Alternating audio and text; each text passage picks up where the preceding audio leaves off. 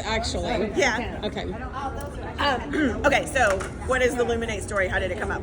So we've actually been thinking about a lot of these ingredients for well over 10 years. Uplift was originally supposed to be more like Luminate. It's supposed to have the adaptogens in there. And then we just kind of looked at the market data to see what consumers want, and brain health, and kind of getting rid of mental fog. That mental focus piece of it was something that rose really high in the consumer kind of space, consumer desires space. And so we were like, okay, consumers want it.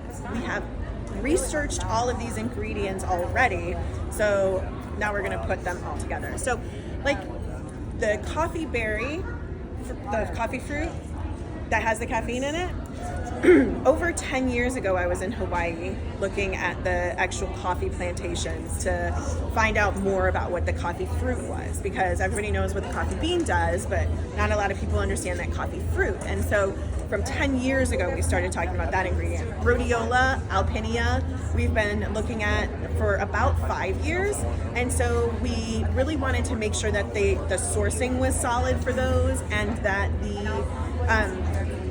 the clinical research was robust enough. So both of those companies actually have done their own independent but gold standard clinical research on their products, and now there are 5 studies on the Alpinia Galanga showing the benefits for focus and attention, and there's about 15 studies on the Rhodiola showing the benefits for like adaptogenic issues and stressors and stuff like that. So once we started kind of putting all of that together, then that was, all of it kind of came together at that point. So the consumer need met the ingredient opportunities that we saw, met the science, and that was when it all came together. And you guys turned that around like 6 months? 6 months. From Travis coming in and saying, well, let's do it? Yeah, so from the time we did the market surveys, 6 months until launch.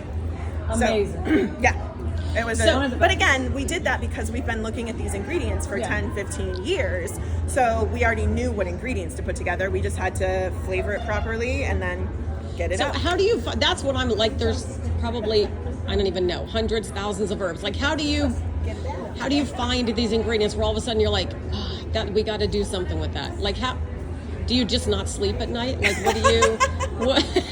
No, I mean, there's a lot of opportunities to find things. Like there's trade shows that I go to that are focused on ingredients, and so you go around and you see what people are doing, and then there's a lot of companies that we've worked with for a really long time that have the ability to, kind of bring some new ideas to the table. And so there's a lot of companies that know us, a lot of ingredient companies that know us really well, and so if they hear about something, they bring it straight to us first. So that, because they know it'll fit with us. So that's really how we kind of start thinking about it, and then we start doing our due diligence, looking behind the scenes at the manufacturing process, start doing our testing to make sure that it contains the things we want it to, but not the things we don't.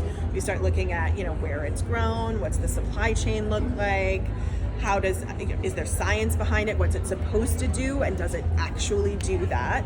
And then we look at the regulations to make sure that it meets the global regulatory requirements, which a lot of things don't.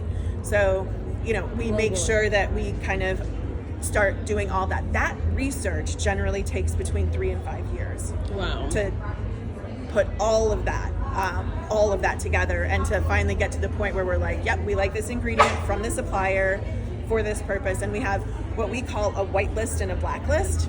So we just have lists of ingredients that have gone through our full approval process. They're on the white list. And then on the black list are things that we've looked at and we're not going to use for one reason or another. So whenever any of the formulators that we work with internally, even at our manufacturing partners, we just give them the white list and black list and say, here's what you can use, here's what you can't use. Let's figure out what we want to put together. So that being said, how long